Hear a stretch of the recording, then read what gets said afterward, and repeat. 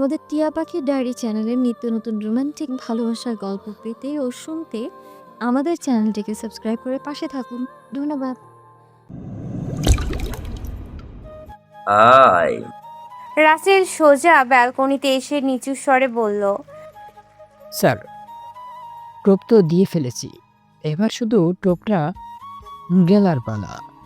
রাসেলের কথা শুনে রাফিন অট্ট হাসি হেসে উঠল। হেসে গা হালকা করে বলল, কি খবর শোনাইলি রে? তাহলে রাফিনের পরি খুব শীঘ্রই আমার হাতের মুঠোয় চলে আসছে, তাই না? আমার পরি আমার হবে। আর তো দেরি সইছে না রে রাসেল। রাসেলও হাসিতে গলা মিলিয়ে ফেলল। ব্যালকনির অন্ধকারে দুইজনের হাসি মিলেমিশে আরো অশুভ হয়ে উঠল। বাবা কোথায় রে? রাফিনের কথায় রাসেলের হাসি মিলিয়ে গেল, বলে উঠল, স্যার, একটু আগে রুমে যাচ্ছিল, দেখা হয়েছিল, বলেছে রুমে না যেতে, কারোর সাথে দরকারি মিটিং আছে তার নাকি। রাসেলের কথায় রাফিনের ব্রু কুঁচকে গেল। তার বাবা যে তার চেয়েও এক ধাপে উপরে থাকে সেটা রাফিন খুব ভালো করেই জানে, কিন্তু আবার কোন প্ল্যান মনে মনে আটছে কে জানে। আজিজুল তার রুমে ভিডিও কলে কথা বলছে। ওপাশে থাকা লোকটি বেশ কুৎসিত হেসে হেসে কথা বলছে। শারমিন শিকদার তখন রান্নাঘরে ব্যস্ত। ওপাশে থাকা লোকটি বলে উঠল, বাকি কথা বলার আগেই ওপাশে থাকা লোকটি কেটে দিল। আজিজুল কিছুটা বিভ্রান্তিতে পড়ল। সকাল হতেই বাড়িটা আবার ব্যস্ত হয়ে উঠেছে। এত দ্রুত বিয়ের তারিখ ঠিক হওয়ায় আজ ছোটখাটো হলুদের আয়োজন রাখা হয়েছে। সবাই তার প্রস্তুতিতে ব্যস্ত। নিঝুমের ঘুম ভাঙতেই সে অবাক হয়ে দেখলো সে বেডেই শুয়ে আছে। মুহূর্তেই বুঝে গেল মেহেরাবি তাকে সোফা থেকে তুলে এনেছে। চারিদিকে চোখ বুলিয়ে নিশ্চিত হলো রুমে কেউ নেই। ঘড়ির দিকে তাকাতেই তার চোখ কপালে সকাল 9টা। এতক্ষণ ঘুমালাম? নিজের মনে বলেই তড়িঘড়ি করে উঠে ফ্রেশ হলো এবং নিচে নেমে গেল। মেহেরাব নিচে নামতেই তার বাবার সাথে মুখোমুখি হলো। বাবা, নানু ভাই আসবে না? মেহেরাব একটু চিন্তিত গলায় জিজ্ঞেস করলো। রেজওয়ান তখনও ফোনে ব্যস্ত, একজনকে কল দিচ্ছে আরেকজনকে নির্দেশ দিচ্ছে। মেহেরাবের কথা শুনে তিনি দ্রুত বললেন, তোর নানুভাইকে ফোন দিয়েছিলাম, বলল রওনা দিছে, এয়ারপোর্টে পৌঁছালে ফোন দিবে, চিন্তা করিস না। মেহেরাব মাথা নেড়ে আর কিছু বলল না। সে মিহিরকে সঙ্গে নিয়ে বাড়ির পেছনের বাগানে গেল। সেখানে ছোটখাটো হলুদের স্টেজ সাজানোর কাজ চলছে। নিঝুম রেডি হয়ে নিচে নেমেই মালিহার কাছে গিয়ে দাঁড়ালো। মালিহা তাকে দেখেই বললেন, নিঝুম, ওইদিকে আয় মা, একটু সাহায্য লাগবে। নিঝুম তৎক্ষণাৎ এগিয়ে গিয়ে হাত লাগাতে শুরু করলো। কখনো সাজসজ্জার জিনিস ঠিক করছে, কখনো অতিথিদের জন্য কফি বানাতে ব্যস্ত। এরই মাঝে তাদের কয়েকজন ঘনিষ্ঠ আত্মীয় এসে গেছে। মালিহার সব আত্মীয় নিঝুমকে দেখে মুগ্ধ হয়ে বলছে, আহা, এত ব্যস্ততার মধ্যেও কি শান্ত সাধা মেয়ে রে মালিহা। ভাবি ভাগ্য করে একখান বৌমা পাইছেন। মালিহা গর্ভে মাথা উঁচু করে নিঝুমের দিকে তাকালেন আর সবাইকে জানানো দিলেন এইটা বৌমা নয়, বরং নিজের মেয়ের মতো। নিঝুম শুধু মৃদু লাজুক হাসি দিয়ে ব্যস্ত হয়ে রইল কাজে। বেলা গড়িয়ে যখন বিকেল হলো, রাদিয়াকে সাজাতে মেকআপ আর্টিস্ট এসে গেছে। নিঝুম তো খুব খুশি। রাদিয়ার বিয়ের জন্য হলুদের জন্য মেহেরাব তাকে একখান হলুদ শাড়ি এনে দিয়েছে। নিঝুম কোনো দিন ঠিকঠাক মেকআপ করেনি, হালকা একটু কাজল লিপস্টিক এই পর্যন্তই। কিন্তু আজ রাদিয়া নিজে বলে দিয়েছে, তুমিও সাজবি, বুঝছো ভাবি? নিঝুম তখন শুধু মাথা নিচু করে হাসছিল। আজ একটু সাজবে ভেবে ভেতরে ভেতরে কি যেন ভালো লাগছিল। বাড়িটা যেন একেবারে উৎসবের মেলায় পরিণত হয়েছে। কেউ রান্নার দিকটা সামলাচ্ছে, কেউ শাড়ির ভাঁজ গুছাচ্ছে, কেউ আবার অতিথিদের জন্য ডেকোরেশনের লাইট চেক করছে। বিকেল পেরিয়ে সন্ধ্যার আগ মুহূর্ত, আর কিছুক্ষণের মধ্যেই রাদিয়ার হলুদ অনুষ্ঠান। প্রায় 1.5 ঘন্টার লম্বা ধকল শেষে অবশেষে রাদিয়ার সাজ শেষ হলো। গা মাখানো হলুদের মতো উজ্জ্বল হলুদ লেহেঙ্গা তাকে যেন অন্যরকম সৌন্দর্যে মুড়ে দিয়েছে। সবাই তাকিয়ে আছে তার দিকে। সাজ শেষ হতেই রাদিয়া নিঝুমকে পাশে টেনে নিয়ে বলল, এবার তুমি বসো, তোমাকে আজ সাজতেই হবে ভাবি। নিঝুম লাজুক হাসি হেসে চেয়ারটায় বসতে যাবে, ঠিক তখনই পার্লারের ম্যাম এবং হঠাৎ থামিয়ে দিয়ে বলল, সরি ম্যাম, ওনাকে সাজাতে মানা আছে। এক মুহূর্তে নিঝুমের বুকের ভেতরটা ধক করে উঠল। কে মানা করলো? কেন করলো? নিঝুমকে এইভাবে মানা করায় নিঝুম বেশ মনে মনে অপমান বোধ হলেও তা প্রকাশ করল না, চুপ করে দাঁড়িয়ে রইল। রাদিয়া অবাক হয়ে জিজ্ঞেস করলো, মানে কে মানা করেছে? ম্যাম কিছু বলতে যাবে, ঠিক তখনই পেছন থেকে গম্ভীর শক্ত কণ্ঠস্বর ভেসে এলো, যা শুনে রাদিয়া আর নিঝুম দুজনেই ঘুরে তাকালো। বাইরের কাজ শেষ করে মেহেরাব ঘামে আধ ভেজা চুল, ক্লান্ত মুখ নিয়ে বাসায় ঢুকছিল। সোজা রাদিয়ার রুমের দিকে তাকালো, তার চোখ ছিল তাদের দিকেই। একবারও নিঝুমের দিকে না তাকিয়ে সে বলল, নিঝুমকে সাজানোর দরকার নেই। সারা ঘরে মুহূর্তে নীরবতা নেমে এলো। রাদিয়া হতবাক হয়ে তাকিয়ে রইল তার ভাইয়ের দিকে। আর নিঝুমের চোখের ভেতর পানি জমে উঠল টুকটুক করে। তার মনে হলো শাস্তির চাওয়াটা কি এত বড়ই অপরাধ ছিল যে মেহেরাব অমন করছে? একটু সুন্দর করে সাজলে কি বা হতো? মেহেরাব নিঝুমের কাছে না গিয়ে আবার বলল, রুমে যাও এখনই। কণ্ঠের সুর এতটাই শক্ত যে নিঝুম আর দাঁড়িয়ে না থেকে নিঝুম মাথা নত করে উঠে দাঁড়ালো। চোখ ভেজার সাথে মনটাও ভাঙলো। একটাও শব্দ না করে সে রুমের দিকে হাঁটতে লাগলো। রাদিয়া হতাশ হয়ে ফিসফিস করে বলল, একটু সাজলে কি হতো ভাইয়া? কিন্তু মেহেরাব কিছুই শুনল না, পাশ কাটিয়ে সোজা রুমের দিকে চলে গেল। আর রাদিয়া তাকিয়ে রইল নিঝুমের যাওয়ার দিকে। মেয়েটা সাজবে বলে কখন থেকে বসেছিল, আর তার ভাই কি করলো? একটু সাজলে কি এমন হতো? রাদিয়া সোজা তার মায়ের রুমে গেল। আজ তার ভাই এর নামে নালিশ করবেই সে। নিঝুম রুমে ঢুকতেই দেখলো ওয়াশরুমের দরজা খোলে ভেতর থেকে বের হচ্ছেন মেহরাব। চুল ভেজা, মুখে সেই স্বাভাবিক কঠোরতা। একবারও তার দিকে তাকালেন না, গভীর সুরে শুধু বললেন, দ্রুত শাওয়ার নাও, রেডি হতে হবে। নিঝুম দাঁত চেপে কষ্টটা লুকানোর চেষ্টা করলো। এতটা আকাঙ্ক্ষা নিয়ে সাজতে চেয়েছিল, সেই ইচ্ছাটুকু পর্যন্ত তার গুরুত্ব পেল না। কিন্তু নিজেকে আর দমিয়ে রাখলো না, রাগী স্বরে বলল, কি রেডি হব আমি? একটু তো সাজতেই এসে চেয়েছিলাম আমি, দিলেন না। এইবার মেহরাব থামলো, ব্রু কুঁচকে তাকালো তার দিকে। সেই দৃষ্টি যেন সব প্রশ্নকে থামিয়ে দেয়। তারপর খুব স্বাভাবিক সুরে বলল, শাওয়ার শেষ করে হলুদ শাড়ি পরবে। নিঝুমের মনটা আরো খারাপ হয়ে গেল। মেহরাব যে তার কথার পাত্তা দিল না, ঠিক বুঝতে পারল নিঝুম। তা দেখে হতাশার শ্বাস ফেললো আর চোখ নামিয়ে করে বলল, আমি শাড়ি পরতে পারি, কিন্তু কুচি ধরতে পারি না। মেহরাব আয়নার সামনে দাঁড়িয়ে মাথার চুল মুছতে মুছতে বলল, আমি ঠিক করে দেব, এখন দ্রুত যাও। উনি তার কষ্টটুকু পর্যন্ত অনুভব করলেন না। এই ভাবনায় নিঝুমের বুকটা একটু ভেঙে গেল। তবে আর কথা না বাড়িয়ে শাওয়ার নিতে ঢুকে গেল। প্রায় 20 মিনিট পর বের হলো। রুম ফাঁকা। নিঝুমের মনে হলো উনি হয়তো বেরিয়ে গেছেন। সেই সুযোগে সে তড়িঘড়ি শাড়ির কুচি ধরতে চেষ্টা করতে লাগলো। একবার ডান থেকে বাঁ পাশ, আরেকবার বাম থেকে ডান পাশ, কিন্তু কিছুতেই হচ্ছে না। শাড়িটার কুচি ফসকে যাচ্ছে হাত থেকে বারবার। ঠিক তখন ব্যালকনির দিক থেকে পরিচিত কণ্ঠ ভেসে এলো, যা পারো না তা জোর করো কেন? আমি আছি কি করতে তাহলে? নিঝুম চমকে উঠল। হৃৎপিণ্ডটা যেন ধকধক করে উঠল। উনি রুমেই ছিলেন। ভাবতেই মুহূর্তেই গাল লাল হয়ে গেল তার লজ্জায়। মেহেরাব এগিয়ে এলো ধীর পায়ে। তার হাতে থাকা শাড়িটা আস্তে টেনে নিয়ে বলল, চলো ঠিকঠাক করে দাঁড়ো, আমি ঠিক করে দিচ্ছি। নিঝুম স্থির হয়ে দাঁড়িয়ে রইল।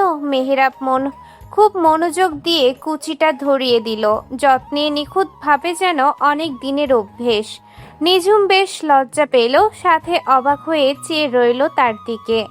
মনে মনে ভাবল, এত ভালো পারলো কি করে? শাড়ি পরানো শেষ হতেই আয়নায় নিঝুমের বড় বড় চোখে তাকাতে দেখে মেহেরাব হালকা বিরক্তির ভান করে বলল, এভাবে চোখ বড় বড় করে তাকাচ্ছ কেন? তোমারই তো বড় আমি। নিঝুম আখি পল্লব ফেলল, তবু কৌতূহলটা ছাড়তে পারল না। একইভাবে তাকিয়ে বলে উঠল, আপনি এত ভালো কুচি ধরা শিখলেন কি করে? মেহেরাব শুধু এক চিলতে হাসলো, কিন্তু উত্তর দিল না। মনে হচ্ছিল তার ওই হাসির আড়ালেও আরও অনেক কথা লুকানো আছে। এমন সময় রুমে নক পড়লে মেহেরাব দরজা খুলে দেয়। দুজন মেয়ে ঢুকে বেডের ওপর সুন্দর সাজানো মেকআপ কিট রেখে চলে যায়। নিঝুম এসব দেখে যেন অবাকের শীর্ষে পৌঁছে গেল। এগুলো রুমে কেন আনা হলো? এই লোকটা কি করবে? দরজা বন্ধ করতেই মেহেরাব নিঝুমকে আয়নার সামনে বসালো। নিঝুম থম করে ধরে বসে আছে। মেহেরাব তাকে কি সাজাবে? সত্যি সত্যি নিঝুমের ভাবনার মাঝে মেহেরাব ধীরে ধীরে ব্রাশ তুলে নিয়ে নিঝুমের মুখে টোকা টোকা করে ব্রেন্ড করতে শুরু করলো। নিঝুম তো পুরো হতবাক। এই লোকটা এমন মনোযোগ দিয়ে কাজ করছে যেন আজীবন এটিই করেছে। মাঝে মাঝে নিজেও মুখ তুলে মেহেরাবের দিকে তাকাচ্ছিল। প্রতিবারই মেহেরাব তার নাকে হালকা একটু ফু দিয়ে ঠেলে দিত। হুম, ডিস্টার্ব করো না। নিঝুমের গাল গরম হয়ে উঠল। হালকা সাজ শেষ হলে মেহেরাব সামনে থেকে সরে দাঁড়িয়ে বলল, দেখো তো কেমন লাগছে। নিঝুম আয়নায় নিজেকে দেখে নিজের চোখকেই বিশ্বাস করতে পারল না। এত সুন্দর করে নিজেকে সে মেয়ে হয়েও এখনো কোনো সাজ করতে পারে না। আর মেহেরাব, সে তো যেন হাতের জাদুকর। নিঝুম আস্তে বলে উঠল, আপনি মেকআপ করেন নাকি? এত ভালো পারলেন কি করে আপনি? মেহেরাবের চোখে তখন অদ্ভুত এক হাসি, যেটার মানে নিঝুম বুঝল না। কিন্তু বুকের কোনো উত্তরে মুখ খুলল না। নিঝুম যতই তাকালো ততই বুঝলো আজ এই লোকটা যেন অন্যরকম হয়ে গেছে। মেহেরাব হঠাৎ বলে উঠল। ফ্লোরে বসো। নিঝুম চোখ বড় করেই তার দিকে তাকালো। আজ সে এতটাই অবাক হয়েছে যে কথা না বাড়িয়ে চুপচাপ নিচে ফ্লোরে বসে পড়ল, যেন পুরো অবাক হয়ে গেছে মেহেরাবের আচরণে। নিঝুম বসতেই মেহেরাবও ধীরে তার পায়ের সামনে বসলো, হাতে লাল আলতার ছোট বোতল। নিঝুমের পা দুটো নিজের দিকে টেনে নিতে যেতেই নিঝুম চমকে উঠল। আপনি তার কথা পুরোটা শেষ হওয়ার আগে মেহেরাব চোখ তুলে শুধু ইশারায় চুপ করতে বলল। নিঝুম থেমে গেল। আজ মেহেরাবের এই অন্যরকম আচরণে সে যেন আরো অবাক হয়ে নীরব হয়ে গেছে। মেহেরাব নিঝুমের পা নিজের হাতে তুলে খুব ধীরে অদ্ভুত যত্নে একদম মনোযোগ দিয়ে তার পায়ে আলতা দিতে লাগলো। আলতার লাল রং নিঝুমের ফর্সা পায়ে ছড়িয়ে পড়তেই তার বুকের ভেতর কেমন এক অচেনা হালকা কাঁপুনি উঠল। মেহেরাব আলতা দিতে দিতে খুব নরম শান্ত সুরে বলে উঠল, গত রাতভর ল্যাপটপে বসে বসে শাড়ি পরানো, মেকআপ করা, আলতা পরানো সব কোর্স কমপ্লিট করেছে। নিঝুম অবাক হয়ে তার দিকে তাকালো। তাহলে কি এই লোকটা রাতে ঘুমায়নি? মেহেরাব আলতা দিচ্ছে আর তার কণ্ঠে যেন অদ্ভুত এক কোমলতা। মেহেরাব আবার স্পষ্ট করে বলল, তাহলে আমি কেন তুমি কর্ণের কাছে শাস্তি দেব? এক মুহূর্তে নিঝুমের বুকের ভেতরটা কাঁপে উঠল। কি বলবে বুঝে উঠতে পারল না। মনের মধ্যে এক অজানার অনুভূতির ঢেউ তুলতে লাগলো। আলতা দেয়া শেষ করে মেহেরাব উঠে দাঁড়ালো দরজার দিকে। হাঁটতে হাঁটতেই থেমে নিঝুমের দিকে না তাকিয়ে বলে উঠল, হিজাব পরবে, তারপর বাইরে আসবে। এতটুকু বলেই সে রুম থেকে বের হয়ে গেল। মেহেরাবের এই আচরণে নিঝুমের মাথায় যেন আগুন উঠে গেল। এই লোকটার আবার নতুন কি নাটক শুরু হলো? মনে মনে যা নয় তাই বকা দিতে দিতে হিজাব বেঁধে ফেলল। সন্ধ্যার পর পরই নিচে অনুষ্ঠান শুরু হয়ে গেছে। নিঝুম নিচে নামতেই রাদিয়া তাকে দেখে চোখ বড় করে ফেলল। এই ভাবি, তুই তো একেবারে পরীর মতো লাগছে, সাজলে কিভাবে?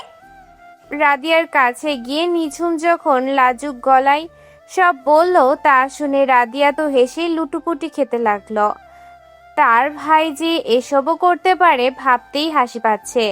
এরই মাঝে মেহেরাব তার মায়ের কাছে গিয়ে নানু ভাইয়ের খবর জানতে চাইলে তার মা দীর্ঘশ্বাস ফেলে বললেন, ও, তো নানার চাচাতো ভাই বড়সড় নাকি অ্যাক্সিডেন্ট করেছে, তাই সে বাংলাদেশে না এসে সরাসরি আমেরিকায় ফিরে গেছে। খবরটা শুনে মেহেরাব কিছুক্ষণ চুপ হয়ে রইল, কোনো কথা বলল না, শুধু মাথা নেড়ে বুঝিয়ে দিল বুঝেছে। তারপর সোজা অনুষ্ঠানের দিকে হাঁটা দিল। সবার ভিড়, আলো ঝলমল পরিবেশ আর সুরের মিশ্রণে পুরো জায়গাটা জমজমাট হয়ে উঠেছে। আর মেহেরাব শান্ত মুখে সেই ভিড়ের দিকে এগিয়ে যাচ্ছে। সারা রাত বেশ আনন্দ হইচই করেই তারা হলুদের প্রোগ্রাম শেষ করলো। ক্লান্ত শরীর, মাথায় হালকা ব্যথা, সবাই যে যার রুমে চলে গেল। সকাল হলেই আবার নতুন দিনের আয়োজন, নতুন কাজ। রুমে ঢুকেই নিঝুম আগের দিনের মতোই সোফায় গিয়ে শুতে চাইল, কিন্তু মেহেরাব একদমই তার হাত চেপে ধরে বলল, ওদিকে না, এখানে আসো। কোনো কথা বলতে না দিতেই সে নিঝুমকে টেনে বিছানায় নিয়ে এলো, তার পাশেই শুয়ে দিল।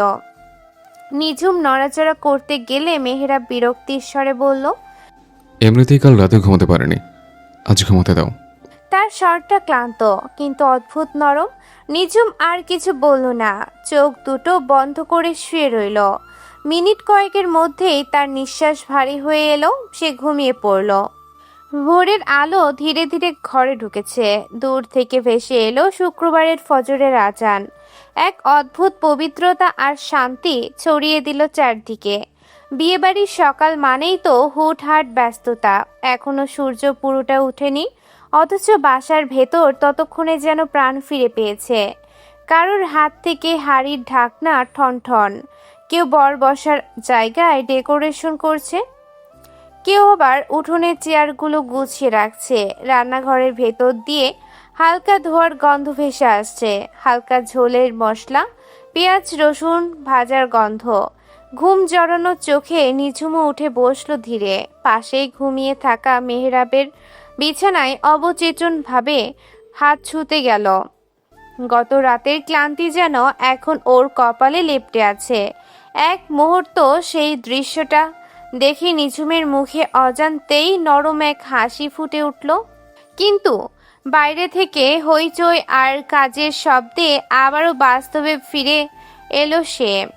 আজও অনেক কাজ, আর এই খটপটি ব্যস্ততার মাঝেই শুরু হচ্ছে বিয়ের দিনটি। নিঝুম বেডের কিনারায় হাত রেখে নামতে যাবে, ঠিক তখনই থেমে গেল। হালকা সকালের আলোয় মেহেরাবের ঘুমন্ত মুখটা আরও শান্ত, আরও নির্ভরতার মতো লাগছিল। নিঝুম পিছন ফিরে মেহেরাবের দিকে তাকিয়ে একটু ঝুঁকে তার মুখের কাছে গেল। নিজের অজান্তেই তার ঠোঁটের কোণে হাসি খেলে গেল। মৃদু বিড়বিড় করে বলল, কি অসভ্যই না বানিয়েছেন, আপনাকে ছাড়া এখন আর থাকতে মনই চায় না। বলে নিজেই লাজুক হাসিতে গুটিয়ে গেল। আর যেন তার সাহস একটু বেশি। নিঝুম আস্তে করে মাথা নিচু করে টুপ করে মেহেরাবের নাকের ডগায় একটি আলতো চুমু দিল। চুমুটা দেবার পরে হৃৎপিণ্ড জোড়া ধক ধক করতে লাগলো। সে দ্রুত উঠে সরে যেতে লাগলো। ঠিক তখনই এক শক্ত গরম হাতের টান। মুহূর্তেই নিঝুম হ্যাচকা টানে গিয়ে পড়ল মেহেরাবের বুকে। তার নিঃশ্বাস ঠিক নিঝুমের কানের পাশে। ঘুম ঘুম গভীর কণ্ঠে মেহেরাব বলে উঠল, বরের ঘুমের সুযোগ নিলে? ছি, আমার বউ ছিনতাইকারী। কথাটা শুনে নিঝুমের পুরো মুখ লাল হয়ে গেল। হঠাৎই বুঝতে পারল মেহেরাব জেগেই ছিল। তার নিজের সাহসী কাজটা পুরোটা দেখেছে এই লোকটা। নিঝুম লজ্জায় দু চোখ বন্ধ করে ফেলতেই মেহেরাব আলতো করে তার চিরকুটটা ধরে ফেলল। বলল, এভাবে পালিয়ে যেও না। বউয়ের এত মিষ্টি অভ্যাস, স্বামীকে জানালে তাহলে তোমাকে কিছু দেওয়া উচিত। নিঝুম লজ্জায় দু চোখ বন্ধ করে ফেলতে মেহেরাব আলতো করে তার চিবুকটা ধরে বলল। বলেই মেহেরাব মুখ উঁচিয়ে নিঝুমের দিকে এগিয়ে আসলে নিঝুম এক ধাক্কা দিয়ে পালায়। তা দেখে মেহেরাব একটু শব্দ করে হেসে উঠল। সকাল 7টা বাজতেই বেঁচে উঠল পুরো বাড়ি। ঢাকার নামকরা বেস্ট পার্লার থেকে 3জন মেকআপ আর্টিস্ট এসে উপস্থিত হলো। রাদিয়াকে সাজাতে মেহরাব নিজে বুকিং করেছে তার বোনের জন্য। ওদিকে রাদিয়ার শ্বশুর বাড়ি থেকেও সকাল সকালই সব প্রয়োজনীয় জিনিস পাঠিয়ে দিয়েছে, গয়না, শাড়ি থেকে শুরু করে বউ সাজানোর জন্য সবকিছু। বাড়ির প্রতিটা কোণ এখন ব্যস্ততায় টকবক করছে। এত সব হইচইয়ের মাঝেই একটা বিষয় যেন হারিয়ে গেছে, মেহরাবের নানান খবর নেয়া। কারো মনে পড়েনি সকাল থেকে তার ভাই কেমন আছে, তিনি ঠিকঠাক পৌঁছেছে কিনা। ব্যস্ততা কখনো কখনো মানুষকে অদ্ভুত নির্লিপ্ত করে দেয়। সময় তার নিজস্ব গতিতে শুধু বয়ে চলল। দেখতে দেখতে বেলা 12টা বেজে গেল। নিঝুমও রেডি হয়ে গেছে। বরাবরের মতো আজও নিঝুমকে সাজিয়েছে মেহরাবি। নিজের হাতের শাড়ির কুচি ঠিক করে দিয়েছে, হালকা সাজিয়ে দিয়েছে। আজ নিঝুম লাল শাড়ি পরেছে, তার সাথে মিলিয়ে লাল হিজাব। ফর্সা মুখে লাল রং যেন আরো জ্যোতি ছড়িয়ে দিচ্ছে। সকালের আলোয় নিঝুমকে দেখে মনে হচ্ছিল সে যেন নিজের অজান্তে সব সৌন্দর্য নিজের দিকে টেনে নিচ্ছে। মেহরাব পেছন থেকে একবার তাকিয়ে দেখল, তাকে তার চোখে গোপন প্রশংসার এক গভীর আলো খেলে গেল। জুম্মার নামাজ শেষ হতেই বিয়ের গাড়ি রওনা দিল। ইভান বাড়ি বেশি দূর না হওয়ায় আধা ঘন্টার মধ্যেই ঢুকে পড়ল দেওয়ান বাড়ির গেটে। চারপাশে যেন আবার নতুন উত্তেজনা, হাসির শব্দ, ক্যামেরার ফ্ল্যাশ, বাচ্চাদের দৌড়াদৌড়ি, সব মিলিয়ে পুরো পরিবেশটা প্রাণ ফিরে পেল বিয়ের বাড়ির আমেজ। সবাই গেটের দিকে ছুটল, কিন্তু সবার আগে ছুটল মিহির। তার মনটা সকাল থেকেই অস্থির। ঐশীর সাথে আগের দিন রাগের মাথায় করা সেই বাজে আচরণটা তাকে রাত ভোর পোড়াচ্ছিল। সেদিন থেকে সে শুধু ছটফট করেছে, বারবার ফোন করেছে, মেসেজ পাঠিয়েছে, কিন্তু ঐশীর ফোন পুরো সময় বন্ধ। এই একটা বিষয় যেন মিহিরকে ভেতর থেকে আঘাত করে গেছে। মনে মনে সে কেমন একটা শূন্যতা আর কষ্টে ভুগছিল। বরপক্ষের সবাই একে একে গাড়ি থেকে নামছে, হাসি ঠাট্টা হই হল্লোড়, সবকিছু স্বাভাবিক। কিন্তু মিহিরের চোখ খুঁজছে শুধু একজনকে। প্রায় শেষের গাড়ি থেকে গেট ধরে নামলো মেয়েরা, আর সবার শেষে যখন ঐশী নামলো, মিহিরের ঠোঁটে কোণে অজান্তেই ছোট্ট একটা হাসি ফুটে উঠল। যেন এই একটা মুহূর্তেই সব অপেক্ষা, সব উদ্বেগ, সব কষ্ট একটু থমকে গেল। ঐশী আজ বেবি পিঙ্ক কালারের লেহেঙ্গা পরেছে, মৃদু বাতাসে তার চুল উড়ছিল, চোখে আজ অন্যরকম ধীরতা।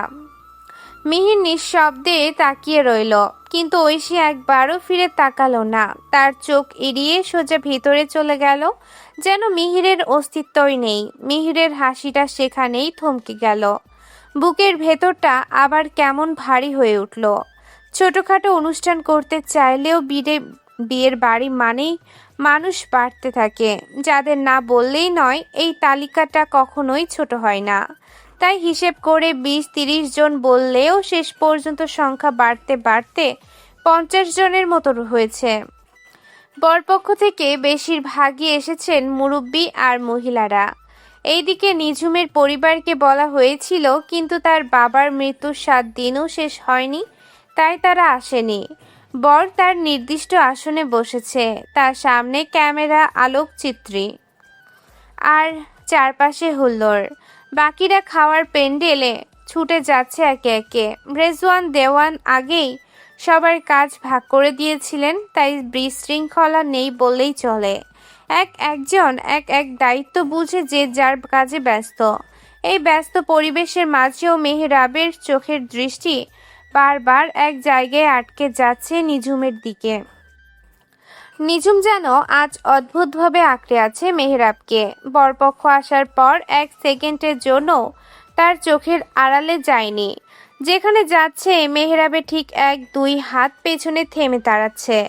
কখনো তার পাঞ্জাবির হাতা টেনে ধরছে, কখনো পাশ থেকে নিঃশব্দে চোখ টেনে তার দিকে তাকাচ্ছে, যেন ভিড়ের মাঝে হারিয়ে যাওয়ার ভয় লাগছে একটু। মেয়েরা প্রথমে ব্রু কোচকে তাকালেও নিঝুমের এই বাচ্চা সুলভ আঁকড়ে ধরে থাকা আচরণে তাকে অদ্ভুত এক শান্তি দিচ্ছিল। দেখতে দেখতে তার ঠোঁটের কোণে সূক্ষ্ম একটি হাসি ফুটে উঠল। আর তার এই ছোট ছোট অভ্যাসই যেন মেহেরাবকে ভেতরে ভেতরে গলিয়ে দিচ্ছে। মেহেরাবকে অমন দৃষ্টিতে তাকিয়ে থাকতে দেখে নিঝুম থতমত খেয়ে একটু সরে যেতে চাইল, কিন্তু মেহেরাব তার হাতটা আলতো টেনে আগের জায়গায় দাঁড় করিয়ে দিল। নরম আর আশ্বস্ত সুরে বলল, আচ্ছা ওকে, এভাবেই থাকো, সমস্যা নেই। কিন্তু এত লুকিয়ে লুকিয়ে আছো কেন? নিঝুম নিচে সরে মেহেরাবের দিকে তাকিয়ে বলল, আমার এত লোকজন ভালো লাগে না, ভিড় দেখলে মাথা ঘুরে আমার। মেহেরাব তার দিকে সোজা তাকিয়ে শান্ত স্বরে বলল। ইটস ওকে, আমি আছি তো, আমার কাছেই থেকো। মেহেরাবের কথায় নিঝুম শুধু মাথা নাড়ল। স্যার, কখন শুরু হবে আমাদের কিলার গেম? রাসেলের কথাটা শেষ হতে না হতেই রুমের একটা ভয়ঙ্কর নীরবতা নেমে এলো। রাফিন ধীরে ধীরে মাথা তুলল। তার ঠোঁটের কোণে টেনে উঠল সেই শয়তানি হাসি, যে হাসি শুনলে মনে হয় যেন অন্ধকারেও ছায়া কেঁপে ওঠে। তার হাসির সাথে সাথে পুরো রুমে যেন এক ধরনের কুৎসিত ধ্বনি ছড়িয়ে পড়ল। রাফিন নিজের চুলে হাত বোলাতে বোলাতে বলে উঠল, আরে এই রাফিনের মনে আবার অনেক দয়া টয়া আছে বুঝলি, তাই বিয়েটা হতেই দে, তারপর হবে ধামাকা। এতটাই স্বাভাবিকভাবে বলল যেন মানুষের জীবন নিয়ে খেলা করা তার নিত্যদিনের রুটিন। রাসেলও হেসে উঠল। দুজনেই সেই চাপা হাসি রুমের চার দেয়াল ভেদ করে যেন বাতাসকেও অস্বস্তিকর করে তুলল। খাওয়া শেষে ঐশী প্যান্ডেল থেকে বের হতেই কেউ পেছন থেকে জোরে টেনে নিল। মুহূর্তেই সে নিজেকে মিহিরের ঘরে আবদ্ধ অবস্থায় পেল। দরজা আটকে দিয়ে মিহির তার দিকে তাকাতেই ঐশীর চোখ জ্বলে উঠল রাগে। সাহস তো কম না তোর, এইভাবে আনলি কেন? বলে দরজার দিকে এগোতে মিহির তার হাত টেনে ধরে কাপা গলায় বলল, সরি ঐশী, ওভাবে রাগ করা ঠিক হয়নি। ঐশী হাসলো, একটা প্রাণহীন ক্লান্ত হাসি। চোখের নিচে কয়েকদিনের কান্নার কালি স্পষ্ট যেন। তোর সরি লাগবে না আমার, যা বলেছিস ঠিকই বলেছিস। সত্যিই তো আমি মানুষকে ব্যবহার করি, তাই না? মিহির চোখ নামিয়ে ফেলল, অপরাধ বোধে গলা ভারী। রাগের মাথায় বলেছে, প্লিজ মাফ করে দে। আমি সত্যিই তোকে বিয়ে করতে চাই, কার বাচ্চা এসব জানতেও চাই না, তোকে চাই ব্যাস। ঐশীর গলা কঠিন রইল। রাগী স্বরে একটু চেঁচিয়ে বলে উঠল, কিন্তু আমি তো তোকে আর বিয়ে করব না। আমার বাবা যার সাথে ঠিক করছে আমি তাকেই বিয়ে করব। এই কথা বলেই দরজার দিকে হাঁটা দিল সে। মুহূর্তেই মিহির তার হাত চেপে ধরে দেয়ালে ঠেসে ধরল। চোখ জলজল করছে রাগে। সাহস কম না তোর, অন্য কাউকে বিয়ে করবি? তোর সব বিয়ের ভেঙে দেবো আমি। আমাকে বিয়ে না করলে তোর হবু বউয়ের ঠ্যাং কেটে নদীতে ভাসাইয়ে দিব, তারপর তোর ঠ্যাং ভেঙে ফেলে রাখবো। ঐশী কিছু না বলে হাত ছাড়ানোর চেষ্টা করে যাচ্ছিল, মিহির ছাড়ছিল না। তখনই ঐশী ফাঁকি দিয়ে বলে উঠল, আরে মেহরাব। কথা শুনে মিহির চমকে পেছনে তাকাতেই পেছনে কেউ নেই। আর সেই ফাঁকে ঐশী দরজা খুলে দৌড়ে বেরিয়ে গেল। মিহির দাঁড়িয়ে রইল স্থির হয়ে। তারপর রাগে হাত মুষ্টিবদ্ধ করে গর্জে উঠল, তোর বিয়ের স্বাদ দেখাচ্ছি বিয়াদব মেয়ে। তোর না হওয়া সব হবু বউয়ের 14 গোষ্ঠী আজই উদ্ধার করব। মিহির রাগে আরো নানান গালি গালাজ দিতে লাগলো। আসরের নামাজ শেষ করে রাদিয়া আর ইভানের বিয়ে পড়ানো শুরু হলো। 3 বারের এক নিঃশব্দ কবুল, এতেই শেষ হয়ে গেল রাদিয়ার নিজের বাড়ির ছোটবেলা। এক মুহূর্তে সে হয়ে গেল অন্যের বাড়ির বউ। পৃথিবীর এই অদ্ভুত নিয়মই নারীরা নিজের ঘরে অতিথি হয়ে যায়, আর অন্যের ঘরেই খুঁজে নিতে হয় নতুন ঠিকানা কারোর বউ হয়ে। দেওয়ান বাড়ির সন্ধ্যা গড়িয়ে রাত হতে না হতেই রাদিয়ার বিদায়ের সময় হয়ে এলো। বিয়ের ঘরের হাসাহাসি কলরব সব যেন হঠাৎ থেমে গিয়ে এক অদ্ভুত ভারী নীরবতা নেমে এলো উঠোন জুড়ে। রাদিয়ার হাত ধরে দাঁড়িয়ে মালিহা থরথর কাঁপছিল।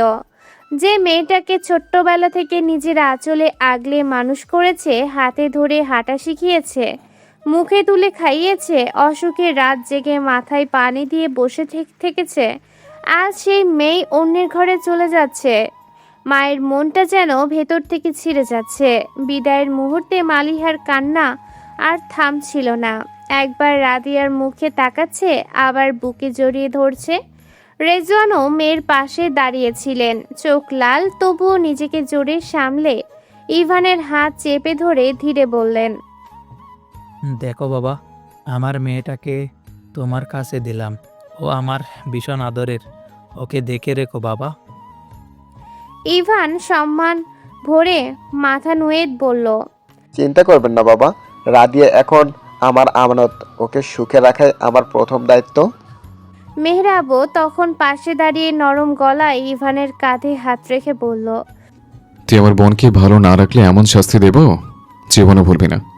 কথাটা মজা করে বললেও চোখে ছিল সত্যিকারের সতর্কতা, বোনের প্রতি ভালোবাসা। সব শেষে ইভান, রাদিয়া আর তাদের গাড়ির দরজা ধীরে বন্ধ হলো। হাত নেড়ে বিদায় জানালো সবাই। আর দেওয়ান বাড়ির উঠোনে একটা দীর্ঘ ভারী নিঃশ্বাসের মতো নীরবতা নেমে এলো।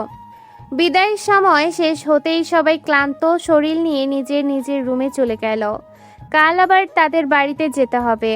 অনেক কাজের চাপের মধ্যে দিন শুরু হবে। মেহরাব আর নিঝুম রুমে ঢুকতেই নিঝুম ওয়াশরুমে চলে গেল। মেহরাব মিররের সামনে দাঁড়িয়ে তড়িঘড়ি করে খুলতে ব্যস্ত। হাতঘড়ি খুলতে ব্যস্ত। হঠাৎ ফোন বেজে উঠল। মেহরাব পকেট থেকে ফোন বের করে দেখলো অচেনা নাম্বার। ব্যালকনিতে দাঁড়িয়ে ফোন রিসিভ করে কানে ধরলো। ফোনের ওপাশ থেকে যা শুনলো তাতে মেহরাবের চোখ দুটো রাগে রক্তিম হয়ে উঠল। গজগজ করতে করতে বলল, তোর সাহস হয় কি রে? তোকে তো আমি মেরে ফেলবো আজ। ফোনের অপর দিকে সেই স্নিগ্ধ আর কুৎসিত ভয়ঙ্কর স্বর। এত কিছু জানি না, দ্রুত চলে আয়, ঠিকানা পাঠাচ্ছি, কথা আছে, একটু বউকে আদর করে আসিস, বলা যায় না কখন আবার কি হয়। রাফিনের কথায় মেহরাব আরো হিসিয়ে উঠল। প্রুফ দেখা, মিথ্যা বলবি আর আমি বিশ্বাস করে নেব? রাফিন হেসে উঠল, ফোন চেক কর। বলেই ফোন কেটে দিল। কয়েক সেকেন্ডের মধ্যেই ফোনে একটি ভিডিও আসে, যা দেখে মেহরাব আরো ক্ষিপ্ত হয়ে ওঠে। তড়িঘড়ি করে রুমে ঢুকতেই নিঝুম বিছানা ছাড়তে ব্যস্ত। মেহরাবকে দরজার দিকে যাওয়া দেখে সে ডেকে বসলো। আপনি এত রাতে কোথায় যাচ্ছেন? মেহরাব নিঝুমের কাছে ফিরে এসে আলতো করে কপালে চুমু দিল আর নরম সুরে বলে উঠল। একটু বাইরে যাচ্ছে, চলে আসবো, ঘুমিয়ে পড়ো তুমি। বলেই চলে গেল। নিঝুম শুধু তার যাওয়ার দিকে তাকিয়ে রইল। আজ কেন যেন মনটা বড্ড অস্থির লাগছে। কিছু বলার আগে মেহরাব চলে গেল আর নিঝুম চোখে অদ্ভুত এক শূন্যতার অনুভূতি নিয়ে দাঁড়িয়ে রইল। মেহরাব দ্রুত গাড়ি চালিয়ে বেরিয়ে পড়ল। প্রায় ড্রাইভ করতে করতে বেশ খানিকটা চলে আসলে মাঝপথে হঠাৎ ফোন বেজে উঠল। ফোন হাতে তুলে সাথে সাথে রিসিভ করতেই ওপাশ থেকে রাফিনের সেই শয়তানি হাসি ভেসে এলো। মেহরাব রাগে বলে উঠল, ফোন দিয়েছিস কেন? রাফিনের কণ্ঠে আবার সেই কুৎসিত শীতল হাসি দিয়ে বলল, সো স্যাড, এতে তাড়া করতে নেই, হয়তো আরো কিছুক্ষণ বাঁচতে পারতি।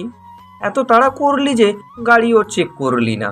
এখন তো মনে হচ্ছে আমও গেল ছালাও গেল, বেচারা।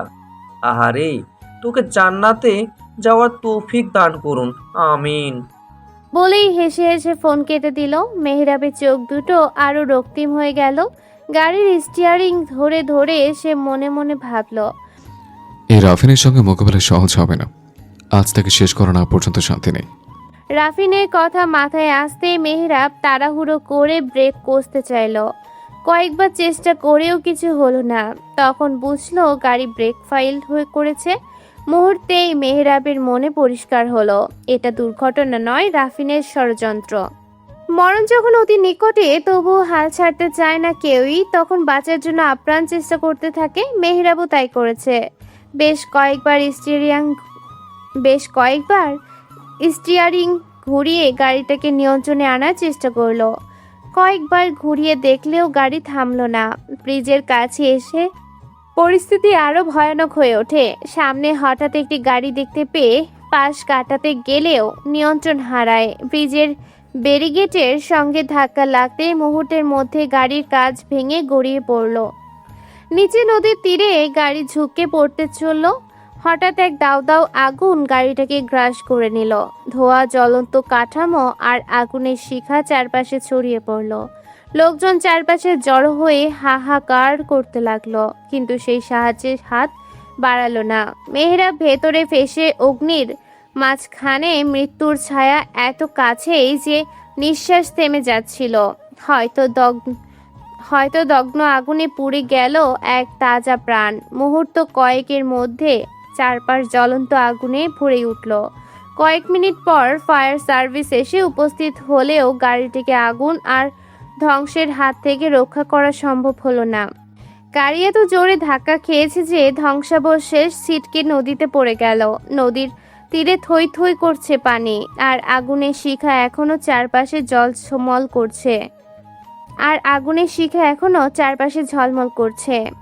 লোকজন চারপাশে জড়ো হয়ে চমকে দাঁড়িয়ে আছে, অথচ কেউ সাহায্যের হাত বাড়াতে সাহস পাচ্ছে না। কেউ কেউ ভিডিও করতে ব্যস্ত, তখন আবার কেউ হয়তো ছবি তুলতে। ঘটনাটা শহরের ভেতরেই হওয়ায় মুহূর্তের মধ্যে মানুষের ভিড় জমে গেল। কেউ মোবাইলে ভিডিও করছে, কেউ আতঙ্কে চিৎকার করছে। একটু পরেই সাংবাদিক আর পুলিশের গাড়ি এসে পৌঁছালো। চারিদিকে লাল নীলের আলো ঝলসে উঠছে, আর নদীর ধারে দাঁড়িয়ে থাকা লোকজনের মুখে ভয় আর দুঃখ ছায়া ফেলে দিচ্ছে। রাত বাড়তে বাড়তে 10টা বাজলো, তবুও মেহরাবের কোনো খোঁজ নেই। নিঝুম ব্যালকনির রেলিং ধরে গেটের দিকে তাকিয়ে আছে অনেকক্ষণ ধরে। এই কয়েকদিনে মেহরাবের সঙ্গ, তার যত্ন, তার উপস্থিতি সবকিছু যেন নিঝুমকে অভ্যস্ত করে ফেলেছে। তাই আজ তার না আসায় এক ধরনের শূন্যতা বুকের ভেতর জমে গেছে। ঘুম তো দূরের কথা, মনেই তো এক অজানা ভয়। হঠাৎ নিচে থেকে অস্থির চিৎকার, চিল্লানি ভেসে উঠল। নিঝুম চমকে উঠল। এক মুহূর্ত দেরি না করে দ্রুত সিঁড়ি বেয়ে নিচে নেমে গেল। নিচে পৌঁছাতেই দেখলো মালিহা কাঁদতে কাঁদতে প্রায় ভেঙে পড়েছে। রেজওয়ান তাকে ধরে রাখার চেষ্টা করছে, মেহির পাশে দাঁড়িয়ে কিছু একটা বলছে, কিন্তু মালিহা কিছুই শুনছে না। তার পুরো মনোযোগ শুধু মেহিরের ফোনের স্ক্রিনে। হঠাৎ করে মালিহা শুধু ফোনটা বুকের কাছে চেপে ধরে হাউমাউ করে কেঁদে উঠল। নিঝুমের বুকের ভেতরটা যেন হিম হয়ে গেল তা দেখে। কি হয়েছে তা কিছুই বুঝে উঠতে পারছিল না নিঝুম। নিচে নামতে মিহিরের চোখে তার চোখ পড়ল। মিহির মাথা নিচু করে এক জায়গায় স্থির দাঁড়িয়ে আছে, মুখটা যেন বিবর্ণ। নিঝুম দৌড়ে মিহিরের কাছে গিয়ে কাঁপা কণ্ঠে বলল, ভাইয়া কি হয়েছে? আম্মু কেন কাছে কিছু বলছেন না কেন? কিন্তু মিহির কোনো উত্তর দিল না। নিঝুম আবার বলতে মিহির আস্তে করে মালিহার হাত থেকে ফোনটা নিল। তারপর এক শব্দ না করে নিঝুমের সামনে ফোনটা ধরলো। লাইভ নিউজ ভিডিওটা তখনও চলছিল। ব্রেকিং নিউজ, এইমাত্র পাওয়া খবরে আজ রাত 8টার দিকে ঢাকা বুয়েট ব্রিজের কাছে দ্রুত গতিতে একটি গাড়ি নিয়ন্ত্রণ হারিয়ে রোড ডিভাইডারের ব্যারিকেডে সজোরে ধাক্কা খায়। ধাক্কার তীব্রতায় গাড়িটিতে বিস্ফোরণ হয়ে আগুন ধরে নদীতে পড়ে যায়। গাড়িটির নাম্বার 12, গাড়িটির নাম্বার 12। ধারণা করা হয়েছে গাড়ির ভিতরে থাকা ব্যক্তি আগুনে দগ্ধ হয়ে ঘটনাস্থলে মারা গিয়েছে। ডোবারি তার লাশ উদ্ধারের কাজ করছে। ব্যক্তির পরিচয় এখনো নিশ্চিত করা হয়নি। আর বাকিটুকু শোনার আগেই নিঝুম হঠাৎ তীক্ষ্ণ চিৎকার দিয়ে উঠল। এসব কি দেখাচ্ছেন ভাইয়া? এটা উনি না, উনি ফিরবেন বলেছেন আমায়। তার কণ্ঠে এমন অসহায়তা ছিল যে আশেপাশে সবাই থমকে গেল। রেজওয়ান দ্রুত মালিহাকে ধরে গাড়িতে তুলল। মিহির কাঁদতে থাকা নিঝুমকে জোরে ধরে নিয়ে গেল। প্রায় 20 মিনিটের মাথায় তারা ঘটনাস্থলে পৌঁছালো। গাড়ি থামতেই নিঝুম দরজা খুলে দৌড়ে দিয়ে নেমে গেল। নিচে তাকাতেই তার চোখ স্থির হয়ে গেল। নদীর ওপরে ভাসতে থাকা গাড়িটির ভেতর থেকে এখনো হালকা আগুন টকবক করে জ্বলছে। ভাবতেই গা শিউরে উঠল, যেন সেই আগুনে কোনো এক প্রাণ শেষ নিঃশ্বাস ফেলে দিয়েছে। নিঝুম কাঁপতে কাঁপতে সামনে যেতে চাইল, কিন্তু পুলিশ পুরো এলাকা ঘিরে ফেলেছে। মিহির দৌড়ে গিয়ে তাকে ধরে বলল, নিজুম, ওইদিকে যেও না, দয়া করে থামো, সামলাও নিজেকে। কিন্তু সে শুনল না। তার কান অবধি গেলই না হয়তো। দু চোখ থেকে অশ্রু থামছেই না, হাঁটতেও পারছে না, তবু ব্রিজের কোণে গিয়ে দাঁড়িয়ে রইল নির্বাক হয়ে। ঠিক তখনই ডুবুরিয়া দড়ি বেঁধে ডুবে যাওয়া গাড়িটা উপরের দিকে তুলছিল। নিঝুম দেখতে পাচ্ছিল গাড়ির গ্লাস ভাঙা আর শেষ আগুনের লেলিহান শিখা বুক চিরে উঠছে। সেই দৃশ্য দেখে সে হঠাৎ হৃদয় বিদারক এক চিৎকারে ভেঙে দিয়ে বলে উঠল, কি পুরানোটাই না পুড়িয়ে গেলেন। আগুনে দগ্ধ হচ্ছেন আপনি, আর তার শিখায় পুড়ে ছাই হয়ে যাচ্ছে আমার বুক। সেখানে নিজের শক্তি হারিয়ে হুট করে মাটিতে বসে পড়ল নিঝুম। দু হাত দিয়ে মুখ ঢেকে শুধু কাঁদছে, কিন্তু কোনো শব্দ বেরোচ্ছে না। তার কান্না যেন জমে থাকা ঝড়ের মতো, বুক ভেঙে বেরোতে চায়, কিন্তু ভয়, শূন্যতা আর বিশ্বাস না হওয়ার যন্ত্রণা তাকে অসাড় করে রেখেছে। ওদিকে মালিহা তো পুরো জ্ঞান হারিয়ে পড়ে আছে। মায়ের মন কি এমন দৃশ্য সহ্য করতে পারে? যে ছেলেকে ছোট থেকে কোলে পিঠে মানুষ করেছে, যে ছেলের হাসি দেখে বেঁচে থাকতো, আজ তার পোড়া গাড়ি আর আগুনের দগ্ন চিহ্ন দেখে সে আর নিজেকে সামলাতে পারে? রেজওয়ান তাকে বুকেই ধরে রেখেছে, বারবার বলছে, মালিহা চোখ খুলো, কিছু হয়নি, আমাদের ছেলের কিছু হয়নি। কিন্তু তার নিজের কণ্ঠই কেঁপে যাচ্ছে, চোখের পানি থামছেই না। এদিকে খবর পেয়ে রাদিয়া এসেছে। ইভান তাকে শক্ত করে ধরে রেখেছে, কিন্তু তাও রাদিয়ার কান্না থামছে না। এই তো কয়েক ঘন্টা আগেই না বাড়িতে বিয়ের আনন্দ, হাসি, আলোর ঝলক, আর আজ সেই বাড়িতেই নেমেছে কান্নার মহাপ্লাবন। 2 বছর পর সময়ের নিজস্ব এক স্রোত আছে, যা কারোর জন্য থেমে থাকে না। 2টি বছর কেটে গেছে, আর সেই সময়ের ভাটায় ভেসে গেছে অনেক কিছু। মানুষ পাল্টেছে, আচরণ পাল্টেছে, রাত দিনের সমীকরণ পাল্টে গেছে। যা ছিল একদিন খুব কাছের তা আজ দূরে, আর যা ছিল অপরিবর্তনীয় সেটাও যেন বদলে গেছে। কিন্তু সবচেয়ে বেশি বদলে গেছে একটি নাম, মেহেরাব। সেদিনের সেই ভয়াবহ অ্যাক্সিডেন্টের পর থেকে তার আর কোনো খোঁজ মেলেনি। মানুষের মুখে শুধু একটাই কথা, হয়তো তলিয়ে গেছে কোথাও, হয়তো নদীর গভীরতা মেলে নিয়েছে তাকে। সেই নদীর আশেপাশে অসংখ্যবার খোঁজ চালানো হয়েছিল।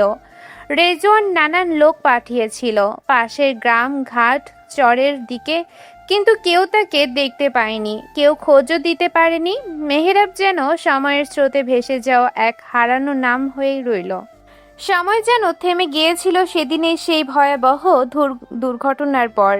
কেউ হারিয়েছে তার সন্তানকে, কেউ তার আপন ভাইকে, আর কেউ তার ভালোবাসার স্বামীকে। চারদিকে চিৎকার, কান্না আর অসহায়ের মতো হাত পা ছড়াছড়ি, সবকিছু মিলিয়ে মৃত্যু যেন মানুষের বুক চিরে হেঁটে গেছে। রেজওয়ান দেওয়ান ও ভেঙে পড়েছিলেন ছেলের এমন মর্মান্তিক পরিস্থিতি দেখে। তিনি নিজেই সামলে রাখতে পারেননি নিজেকে। সে রাতেই নিঝুমকে এমন কঠোর কথা বলে ফেলেছিলেন যা কোনো বাবার মুখেই মানে না। কথাগুলো এতটাই তীক্ষ্ণ, এতটাই নির্মম ছিল যে নিঝুম সারা রাত 2 চোখের পাতা এক করেনি। কাঁদতে কাঁদতে ভোর সময় পার করেছে। মালিহা আর মিহির অনেক চেষ্টা করেও রেজওয়ানকে শান্ত করতে পারেনি। সে ছিল অগ্নিগর্ভ, হতাশার ক্ষোভে অন্ধ, আর সেই আগুনে নিঝুমই সবচেয়ে বেশি পুড়ে গিয়েছিল। অতটা আঘাত সহ্য করা সম্ভব ছিল না তার পক্ষে।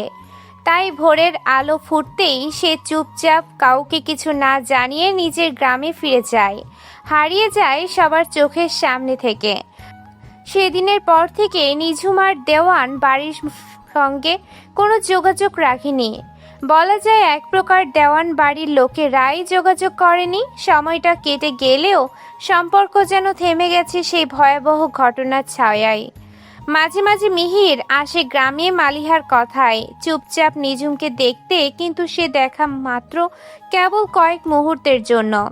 মালিহা চাইলেও আসতে পারছে না, তার স্বামীর করা হুকুম তাকে বাধ্য করে ঘরে থাকার জন্য। নিঝুমের বাড়ির ঠিক কয়েক অন্তরেই মেহেরাবের নানার বাড়ি আছে, অথচ দূরত্বের মধ্যে যে কোনো খোলা পথ বা সেতু থাকলেও যোগাযোগ এখনো সম্পূর্ণ বিচ্ছিন্ন। এভাবেই সময়ের স্রোতে সকলকে আলাদা রেখেছে। তবুও নিঝুমের মনে মেহরাবের সেই ভয়াবহ রাত আর দুর্ঘটনার প্রতিধ্বনি থেমে যায়নি। নিঝুম মা, কলেজে যা, দেরি হয়ে গেল তো। নিঝুম রান্না দেখে বাইরে চলে এলো নার্গিসের ডাক শুনে। নার্গিস তার স্বামী মারা যাওয়ার পর সংসার চালাতে গার্মেন্টসে যোগ দিয়েছেন। সেইখানে কাজ করা মোটেও সহজ নয়। একের পর এক কাজ সামলাতে হয়, প্রচুর পরিশ্রম করতে হয়। মাস শেষে বেতনও কম, তবু ঠিকঠাক মেলে না। তবু 2 পয়সার আশাতেই তিনি হাল ছাড়েননি। নিঝুম এইচএসসি পাশ করে ভার্সিটিতে ভর্তি হয়েছে। সে এখনো মেহরাবের আশায় দিন গুণে কাটাচ্ছে। ভেবেছে হয়তোবা একদিন মেহরাব ঠিক ফিরবে। নিঝুম ঢাকা ভার্সিটিতে চান্স পেয়েছে, কিন্তু অথচ খরচ চালানো বেশ মুশকিল। নার্গিসের কথায় এক প্রকার জোর করে সেখানে সে পড়তে বাধ্য হয়। এক বাবা হারানো পরিবারে বসত করা মোটেও সহজ নয়। মাঝে মাঝে আশেপাশের মানুষেরও নানান কথা শুনতে হয়, যার শেষ নেই। নূপুর এখন ক্লাস 9-এ পড়ে, তাদের সঙ্গে নানিও থাকেন। নার্গিসের কথায় নিঝুম বলল, আম্মু তুমি চিন্তা করো না, আমি শেষ, এই তো বের হচ্ছি, তুমি যাও। নার্গিস আর কিছু না বলে চুপচাপ চলে গেলেন। নিঝুম সব কিছু রেডি করে বাড়ি থেকে বের হতেই পাশের বাড়ির 2 মহিলার কথা শুনতে পেল। আরেকজন হেসে বলল, মহিলাটি হেসে বলে উঠল, বলেই দুজন হাসতে লাগলো। নিঝুম এসব শুনে আর কিছু বলল না। তার ঘৃণা লাগে এমন নিকৃষ্ট মানুষের আচরণে। একটি ভারী শ্বাস ফেলল এবং হাঁটা ধরল। প্রায় 20 মিনিট হেঁটে বাস ধরে নিঝুম ভার্সিটিতে চলে গেল। কলেজে পৌঁছেই ভেতরে ঢুকতেই তার সঙ্গে দেখা হলো মিহিরের। মিহির এখন সেই ভার্সিটির লেকচারার। নিঝুমকে দেখে মিহির এগিয়ে আসলো এবং বলল, নিঝুম, তোমার কোনো অসুবিধা হলে আমাকে জানাবে। আমাকে এই বিভাগে পাবে। ক্লাস চলাকালীন ভার্সিটিতে থাকি আমি। ধন্যবাদ ভাইয়া। নিঝুম মাথা নিচু করে বলল। চলে যেতে গিয়েও হঠাৎ থমকে দাঁড়ালো। মিহির ভাই, আম্মু কেমন আছে? নিঝুমের কথায় হালকা হাসলো মিহির এবং বলল, আছে, আল্লাহ রাখছে যেমনটা। নিঝুম আর কিছু বলল না, চলে গেল ক্লাসে। ক্লাসে বসতেই তার পাশে বসলো তাসফিয়া। স্কুল থেকে তাদের বন্ধুত্বের সম্পর্ক আরো গাঢ় হয়ে উঠেছে। ক্লাস শেষ করে ক্যাম্পাসে বসলো তারা 2 জন। আরে নিঝুম রে, আজ হাঁপিয়ে গেছি রে, স্যারের লেকচার শুনতে শুনতে বোরিং। চল কিছু খাই। না রে, তুই যা, আমার খিদে নেই, নিঝুম হেসে বলল। তাসফিয়া নিঝুমের কথার পাত্তা দিল না। দুজনের জন্যই সফট ড্রিঙ্কস কিনে নিয়ে এলো। তুই আমার জন্য নিয়ে এলি কেন? নিঝুম জিজ্ঞেস করলো। তাসফিয়া হেসে বলল, নে, বান্ধবীতে খেলে কিচ্ছু হয় না। নিঝুম হেসে খেতে শুরু করলো। স্কুল থেকে কলেজ পর্যন্ত তাসফিয়া তাকে বেশ সাহায্য করেছে। একবার নিঝুম টাকার অভাবে ভর্তির ফর্ম তুলতে পারছিল না, তখন তাসফিয়া নিজে টাকাটা দিয়ে ফর্ম তুলেছিল। নিঝুম ফর্মটা পেয়ে বেশ অবাক হয়েছিল, সাথে খুশিও। পরে নিঝুম টাকা জোগাড় করে জোরাজোরি করে দিতে গিয়েছিল, কিন্তু তাসফিয়া তা গ্রহণ করেনি। এমন বন্ধুত্ব সত্যি খুব কমই দেখা যায়, যেখানে বিশ্বাস, সহানুভূতি আর সাহায্যের একটা নিখুঁত সমন্বয় থাকে। এমন বন্ধু খুব কমই দেখা যায়। এখন কি করবি, বাড়ি যাবি? তাসফিয়ার কথায় নিঝুম মৃদু হাসলো আর বলল, না রে, অফিসে যেতে হবে। দেখ গিয়ে কি বকা খেতে হয়, অলরেডি 1 ঘন্টা লেট হয়ে গেছে ক্লাস করতে গিয়ে। তাসফিয়া নিঝুমের হাত ধরে বলে উঠল, আর কত খাটবি, এইবার একটা বিয়ে কর না কেন, পুরো লাইফ কি একা কাটাবি? নিঝুম আকাশের দিকে তাকিয়ে রইল। আমি আসলে একটা অপয়া তাসফি, তাই তো আমার জীবনে যে আসে সে এইভাবে দূরে চলে যায়, কেউ থাকে না আমার সাথে। নিঝুম, এমন করে বলিস না, আল্লাহ হয়তো ভালো কিছু রেখেছে কপালে, তাই এমন পরীক্ষা নিচ্ছে। নিক না পরীক্ষা, আমি হাল ছেড়ে দিয়েছি। এখন শুধু আমার মা আর বোনের দায়িত্বটাই পালন করতে চাই আমি। আমার নিজের জীবন নিয়ে আর কোনো তোয়াক্কা করি না, বিয়ে তো দূরের কথা। তাসফিয়া আর কিছু বলল না। ইন্টার থেকে মেয়েটা বেশ খাটছে, তাসফিয়া সঙ্গে সঙ্গেই ছিল, তাই সবই জানে। ইন্টার পড়াকালই নিজের পড়ার খরচ চালানোর জন্য নিজের পড়া শেষে প্রায় 3-4টা টিউশন করিয়ে তবেই বাড়ি যেত। ভার্সিটির জন্য সবাই কোচিং করলেও নিঝুম টাকার জন্য করেনি, তাই তাসফিয়া যা শিট বই পেত তা নিঝুমের সাথে শেয়ার করত। নিঝুমের ব্রেন বেশ ভালো ছিল, রাত দিন এক করে পড়াশোনা করেই চান্স পায় এখানে। ভার্সিটিতে ভর্তি হয়ে নিঝুম নানা জায়গায় অ্যাপ্লাই করেছিল পার্ট টাইম জবের জন্য। শেষ পর্যন্ত সে একটা ছোট ছোট কোম্পানিতে জব পায়। লো পজিশনে থাকায় মাসের বেতন কম, তবুও নিঝুম খুশি, কারণ অন্তত তার বাবা হারা পরিবারের বোঝা কিছুটা কমছে। তবে কাজ পাওয়ায় নিঝুম বেশ খুশি হয়। যেইটুকু কাজের সাথে থাকে তার অতটুকুই সময় বেশ আনন্দে কাটে। অফিসের কাজ সামলানো, অন্য পাশে তার নিজের স্বপ্ন, সব মিলিয়ে যেন জীবনের এক রঙিন মেলবন্ধন। তাসফিয়াকে বিদায় জানিয়ে নিঝুম কাজে চলে গেল। দেওয়ান বাড়ি। মেহরাব চলে যাওয়ার পর থেকেই মালিহা মিহিরকে নিয়ে পাগল। মিহিরকে তো মেহরাবের মতোই আদর করত, কিন্তু মেহরাব চলে যাওয়ায় মিহিরকে আরো বেশি ভালোবাসে। এমনকি বাইরে কোথাও যেতে চাইলে সহজে যেতে দেয় না। মেহরাবের সেই ভয়াবহ রাতের ঘটনা মনে পড়তেই ভয় করে। মিহিরের মায়েরা মাঝে মাঝে ফোন দিয়ে মিহিরের খবর নেয়। মালিহার জন্য তারা শান্তিতে থাকে, তার ছেলেকে নিয়ে চিন্তা করে না। মেহরাব চলে যাওয়া 6 মাস পরে মিহির ঐশীকে বিয়ে করে ঘরে তোলে, কিন্তু আশ্চর্যের বিষয় ছিল তখন ঐশীর 9 মাসের গর্ভের কথা থাকলেও কিছুই বোঝা যেত না।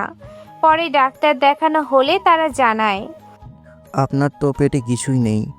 এমন ভুল তথ্য আপনাকে কে দিয়েছে? এতে ঐশী খুশি হয়। এরপর থেকে দুজনের মধ্যে আগের মতোই মারামারি ফাটাফাটি লেগেই থাকে। তাদের দেখে কে বলবে তারা স্বামী স্ত্রী।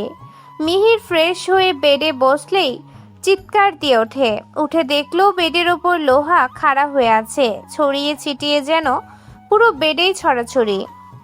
মিহির ঠিক আন্দাজ করলো কার কাজ এটা। পেছনে হাত দিয়ে ডলতে ডলতে রেগে ডেকে উঠল, ঐশীর বাচ্চা, শান্তিতে বসতেও দিবি না নাকি?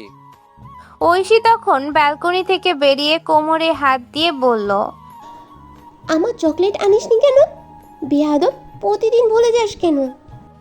মিহির বাক চোখে তাকিয়ে রইল আর বলল, কোন দুঃখে যে তোর বিয়ে করলাম, তার চেয়ে একটা গরুকে বিয়ে করলেও পারতাম। ঐশী মুখ বাঁকিয়ে বলল, গরুকে বিয়ে করতে আর গোবর খেতে প্রতিদিন। রেজওয়ানকে বাড়িতে খুব কম দেখা যায়। সে একটি কোম্পানি খুলেছে আর সেই কোম্পানিতেই সময় কাটায়। বাড়িতে ফিরলে তার হাহাকার লাগে তার এমন সোনার লক্ষ্মী ছেলের জন্য। নিঝুম অফিসে ঢুকতেই বসের অ্যাসাইনমেন্টের কাছে প্রচুর বকা খেলো লেট হওয়ায়। নিঝুম মাথা নিচু করে সব শুনল। 3 মাস হলো সে এই অফিসের সাথে যুক্ত, কিন্তু নিঝুম যে ব্যবসায়ী কৌশলে সহায়তা করছে তা দেখে রওশন খান অফিসের বস বেশ খুশি হয়ে তাকে একটি কেবিন দিয়েছিল। নিজের কেবিনে বসে হঠাৎ ডাক পড়ল। কেবিনের দরজা টোকা দেওয়ার সাথে সাথেই ডেকে এলো এক অল্প বয়সী পুরুষ কণ্ঠ, গাড়ি নিঝুমের অফিসের দিকে নিয়ে চল। রাফিনের কথায় স্টিয়ারিং ঘোরাতে ঘোরাতে রাসেল একটা দীর্ঘশ্বাস ফেললো আর বলল, স্যার, আমার মনে হয় না আর লাইফ হবে। গত 2 বছর ধরে তো কম চেষ্টা করলেন না, তাও আপনার প্রতি তার 1 ফোঁটা ইন্টারেস্টও দেখি না। রাসেলের কথায় রাফিন কিছু বলল না, চুপচাপ জানালার বাইরে তাকিয়ে রইল। তার চোখে জমে থাকা ক্লান্তি আর অপেক্ষার ভার যেন জানালার কাছে লেপ্টে আছে। গত 2 বছর ধরে সে নিয়ম করে নিঝুমদের বাড়িতে গেছে। নার্গিস এখন তাকে দেখে খুশি হয়, আদরও করে, কিন্তু নিঝুম তার কাছে রাফিন যেন হাওয়া, দেখলেও দেখে না, কথা বললেও মন দেয় না। ভালোবাসা তো দূরের কথা, চোখে 1 ফোঁটা ভরসা নেই। একবার তো প্রস্তাবও দিয়েছে বিয়ের। নার্গিস মেয়ের সুখের চিন্তা করে রাজি হলেও নিঝুম কোনো মতেই রাজি ছিল না, তাই এই নিয়ে নিঝুমের মা তেমন আর কথা বলে না। গাড়ির ভেতরে কয়েক মুহূর্ত নীরবতা। রাফিন হালকা গলায় বলল, মানুষের মন একটা সময় পরে নরম হয় রাসেল। নিঝুম হয়তো আজ না কাল হয়তো কোনো দিন আমাকে মেনে নিবি। রাসেল ব্রু কুচকে বলল। হয়তো স্যার, কিন্তু কিন্তু সে কোনো দিন যে আসবে কিনা সন্দেহ। রাফিন আর কিছু বলল না। তার ঠোঁটের কোণে খুব হালকা তিক্ত হাসি খেলে গেল। গাড়ি অফিসের সামনে থামতে রাসেল দরজা খুলে বলল, যাই হোক স্যার, আজ একটু ভদ্রভাবে কথা বলবেন, আপনার রাগ থেকে ভয় দেখিয়েন না। রাফিন হালকা হেসে গাড়ি থেকে নেমে গেল। নিঝুম মাথা নাড়িয়ে দ্রুত নিচে চলে গেল। নিঝুম ঠিক তখনই লিফট থেকে নামছে। মুখে অস্থিরতা নিয়ে এই অ্যাসিস্ট্যান্টটা তাকিয়ে জ্বালিয়ে খায়। অফিসে লেট হয়েছে বলে বসের অ্যাসিস্ট্যান্ট আগেই ঝাড়ি দিয়েছে, আবারও ঝাড়ি দিল খাওয়ার জন্য। মাথা নিচু করে দ্রুত হাঁটছিল। ঠিক সেই মুহূর্তেই সামনে দাঁড়ানো রাফিনের দিকে চোখ পড়ল। নিঝুম সাথে সাথে পথটা ঘুরিয়ে অন্যদিকে যেতে চাইল, কিন্তু রাফিন ডাক দিল। নিঝুম, দাঁড়াও। নিঝুম থামল, কিন্তু পেছনে তাকালো না। রাফিন এগিয়ে এসে খুব নরম গলায় বলল, এইভাবে পালিয়ে যাওয়ার অভ্যাসটা কখন ছাড়বে? নিঝুম ঠান্ডা স্বরে বলল, আপনার সঙ্গে আমার কোনো কথা নেই, প্লিজ আমায় যেতে দিন, লেট হয়ে গেছে। রাফিন একদম শান্ত চোখে তাকিয়ে বলল, কথা নেই বললেই তো এসেছি, অন্তত একটা কারণ তো বলো নিঝুম। আমি কি অপরাধ করেছি তোমার? নিঝুম এবার তাকালো, চোখে পুরনো ব্যথার ছায়া। আপনি কিছু করেননি রাফিন ভাই, কিন্তু আমার জীবনে আর কারো জায়গা নেই, শুধু শুধু আমার পিছু ঘুরবেন না। এই কথাটা রাফিনের বুকের ভেতর সরাসরি গিয়ে বিঁধল। তবুও সে হাসি চেপে বলল, তাহলে জায়গা তৈরি করো, আমি অপেক্ষা করতে পারি। নিঝুম কিছু বলার আগেই নিঝুম ওপরে তাকিয়ে দেখে বসের অ্যাসিস্ট্যান্ট কটমট দৃষ্টিতে তাকিয়ে আছে। নিঝুম তাড়াতাড়ি অফিসের পাশের রেস্টুরেন্টের ভেতরে চলে গেল। রাফিন দাঁড়িয়ে রইল একই জায়গায়, নিঝুমের যাওয়ার পানে তাকিয়ে হাত মুষ্টিবদ্ধ করে ফেলল। রাসেল দ্রুত এগিয়ে বলে উঠল, স্যার চলুন। রাফিন গটগট পায়ে দ্রুত চলে গেল। নিঝুম দ্রুত খাবার নিয়ে কেবিনের সামনে এসে টোকা দিতেই ভেতর থেকে ভেসে এলো। ভেতরে ঢুকতেই সে দেখতে পেল এক লম্বা চওড়া গড়নের ফর্সা যুবককে। সাদা নর্মাল শার্ট আর ব্ল্যাক প্যান্ট, দেখতে বেশ আকর্ষণীয়। কালো ঘন সিল্কি চুলগুলো হালকা এলোমেলো। তরুণটি নিঝুমকে দেখে চোখ দুটো ছোট করে তাকিয়ে রইল। সেই দৃষ্টিতে নিঝুমের শরীরটা কেমন যেন অস্থির হয়ে উঠল। আপনি নিঝুম? জি। ও, আপনার কথাই শুনেছি। কতদিন হলো জয়েন করেছেন? এই তো 3 মাস হলো স্যার। কায়েম চেয়ারটাই হেলান দিয়ে বসে মুখে হাত রেখে হঠাৎ প্রশ্ন করল। বিবাহিত? প্রশ্নটা শুনে নিঝুমের রাগ উস্কে উঠল, কিন্তু মুখে তা প্রকাশ করল না। শান্ত গলায় শুধু বলল, জি।